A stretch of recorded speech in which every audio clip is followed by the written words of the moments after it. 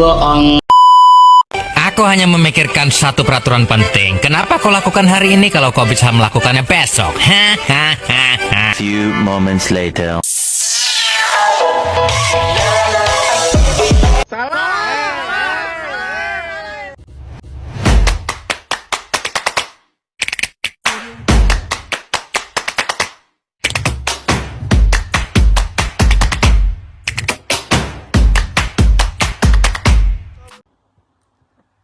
Assalamualaikum warahmatullahi wabarakatuh. Perkenalkan, nama saya Fasha Aji Isbullah. Dan pada kesempatan ini saya ingin menyampaikan sebuah penjelasan mengenai dampak efisiensi anggaran terhadap sektor pendidikan di Indonesia. Sebagaimana kita ketahui bersama, sektor pendidikan merupakan salah satu sektor yang sangat vital bagi kemajuan bangsa. Pendidikan adalah fondasi utama dalam menciptakan generasi penerus yang cerdas, berkarakter, dan mampu bersaing di tingkat global. Oleh karena itu, pengelolaan anggaran di sektor ini harus dilakukan secara hati-hati dan bertanggung jawab. Efisiensi anggaran dalam konteks pendidikan bukan hanya sekedar soal pemangkasan dana, tetapi lebih kepada bagaimana kita menggunakan anggaran secara hemat, efektif, dan tepat sasaran. Yang artinya setiap rupiah yang dialokasikan untuk pendidikan harus mampu memberikan hasil yang maksimal bagi peningkatan mutu dan akses pendidikan. Jika dilakukan dengan benar, efisiensi anggaran bisa memberikan berbagai dampak positif, yaitu salah satunya adalah pengalokasian ulang dana ke sektor-sektor yang lebih mendesak atau yang selama ini yang kurang perhatian.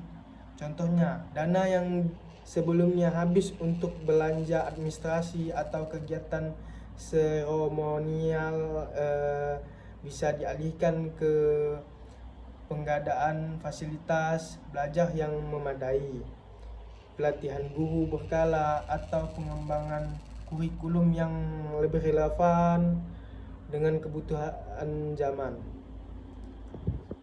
Selain itu, efisiensi juga bisa membantu meningkatkan akses pendidikan yang merata, terutama di daerah 3T, yaitu terdepan, terluas, dan tertinggal. Banyak sekolah di wilayah terpencil yang masih kekurangan tenaga pendidikan, buku pelajaran, hingga gedung sekolah yang layak.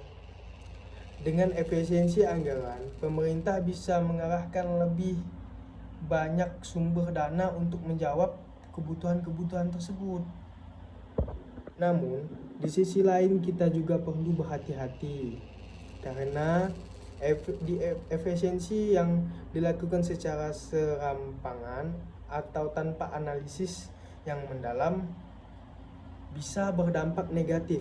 Misalnya, ketika anggaran untuk pelatihan guru dipotong, maka kompetensi guru tidak akan meningkat. Jika kegiatan ekstrakurikuler dihapus karena dianggap tidak penting, maka siswa akan kehilangan uang untuk mengembangkan kekreatifan dan skill mereka.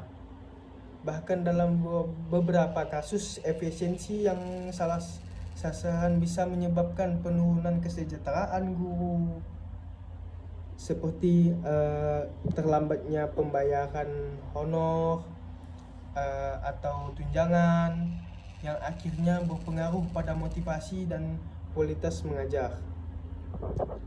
Karena itu, penting untuk dipahami bahwa efisiensi anggaran bukan berarti pemotongan anggaran secara asal, tetapi bagaimana melakukan perencanaan dan pengelolaan anggaran dengan lebih bijaksana. Pemerintah dinas dan pendidikan kepala sekolah hingga masyarakat harus terlibat dalam proses perencanaan anggaran yang transparan dan partisipatif. Di era digital saat ini, penggunaan teknologi juga bisa menjadi salah satu cara untuk mendukung efisiensi anggaran. Misalnya, penerapan sistem pembelajaran berbasis digital bisa mengurangi biaya cetak buku, atau pengurangan aplikasi manajemen sekolah dapat menghemat anggaran administrasi. Namun, semua itu tetap perlu disesuaikan dengan kondisi dan kesiapan masing-masing daerah. Kesimpulannya, efisiensi anggaran di sektor pendidikan adalah langkah penting untuk menciptakan sistem pendidikan yang berdaya guna, merata, dan berkualitas. Tapi, efisiensi ini harus dilakukan dengan prinsip kehati-hatian, dengan tetap menetapkan mutu pendidikan sebagai prioritas utama. Jangan sampai efisiensi justru menjadi alasan untuk mengurangi hak peserta didik atau menurunkan kualitas layanan pendidik. Demikian penjelasan yang dapat saya sampaikan. Semoga bermanfaat dan bisa menjadi bahan refleksi bersama untuk kita semua. Terima kasih atas perhatiannya. Wassalamualaikum warahmatullahi wabarakatuh.